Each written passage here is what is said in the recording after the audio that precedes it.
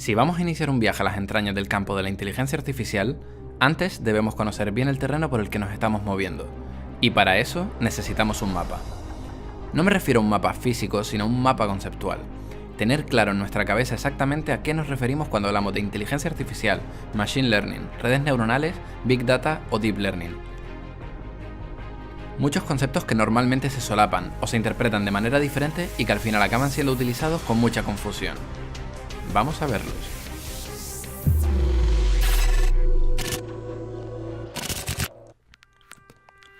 En realidad, intentar dar una definición exacta de lo que es la inteligencia artificial es una tarea muy complicada, sobre todo porque es un concepto que depende de la propia definición de inteligencia, que a día de hoy sigue teniendo múltiples interpretaciones.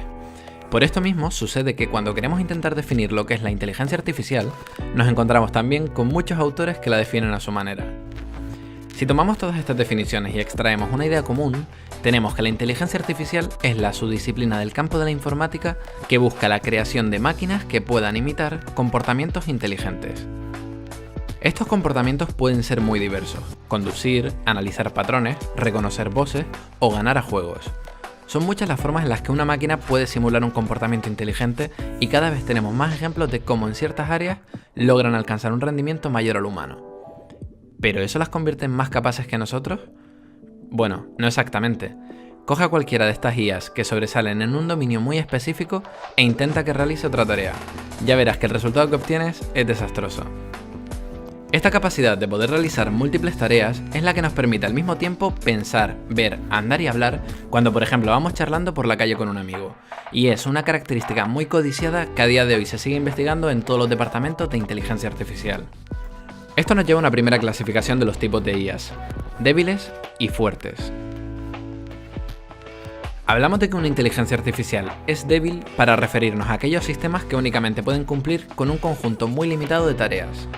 Por ejemplo, por mucho que hayas enseñado a tu robot a caminar, como intentes hacer algo diferente, como chutar una pelota, puede que no obtengas el resultado esperado.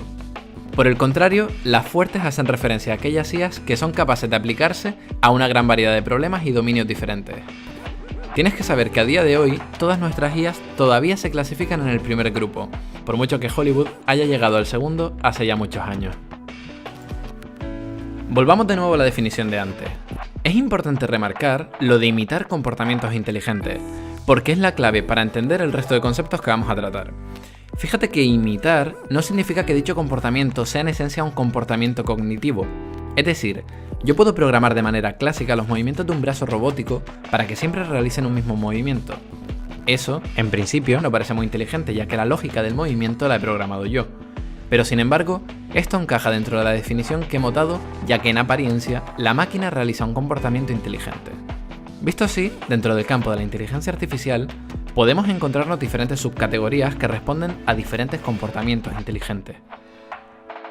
Por ejemplo, como acabamos de mencionar, si nos fijamos en la capacidad de moverse y adaptarse al entorno, tratamos con el campo de la robótica.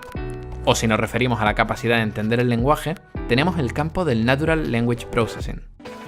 O la capacidad de poder hablar, un campo en el que se estudia tanto la conversión de voz a texto o la conversión de texto a voz. Todas estas capacidades conforman campos de estudios propios dentro del mundo de la inteligencia artificial, pero sin embargo, si hay una capacidad que de verdad nos define como agentes inteligentes, es la capacidad de aprender, es decir, el machine learning. El machine learning, o aprendizaje automático, es la rama de la inteligencia artificial que estudia cómo dotar a las máquinas de capacidad de aprendizaje, entendido este como la generalización del conocimiento a partir de un conjunto de experiencias. Este aprendizaje, como ya expliqué en un vídeo anterior, puede dividirse entre grupos diferentes: aprendizaje supervisado, no supervisado y reforzado. Por tanto, ya tenemos claro que el Machine Learning es una disciplina dentro del campo de la inteligencia artificial.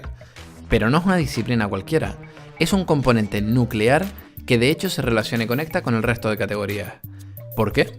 Porque obviamente todas las otras capacidades pueden ser imitadas ya sea porque alguien las haya programado o, mucho más interesante, porque el propio sistema haya aprendido a realizarlas. ¿Lo vas pillando? Una cosa es programar una máquina para que pueda moverse y otra muy diferente es programarla para que aprenda a moverse. Igualmente no es lo mismo programar qué elementos conforman una cara que automáticamente aprender qué es una cara.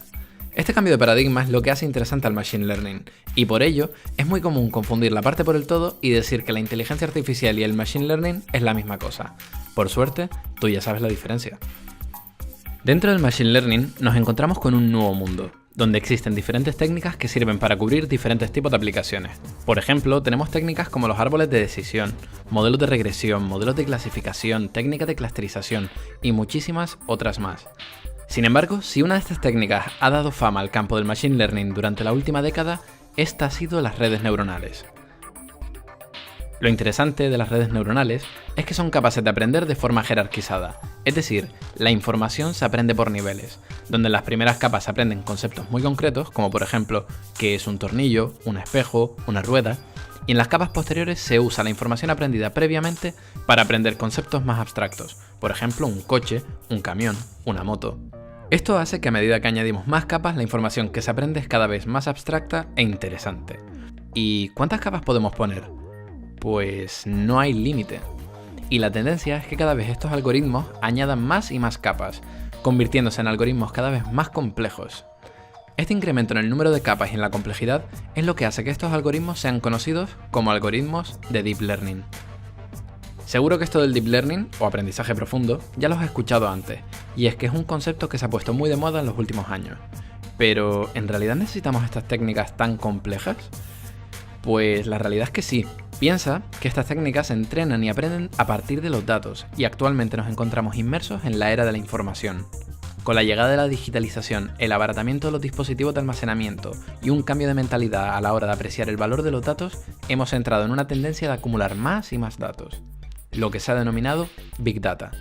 Por tanto, y para resumir, tenemos que el Big Data hace referencia al fenómeno de acumular grandes cantidades de datos, aunque también se suele utilizar para referirse al proceso de análisis de todos estos datos desde el momento en el que los capturas hasta que los transformas en conocimiento. Para esto, se requieren de potentes y complejas técnicas, como por ejemplo, técnicas de Deep Learning. Estas no son más que una versión vitaminada de las redes neuronales, una familia de algoritmos de aprendizaje automático que han dado un nuevo resurgir al campo del Machine Learning, y por tanto, al campo de la inteligencia artificial. Ahora, ya está claro.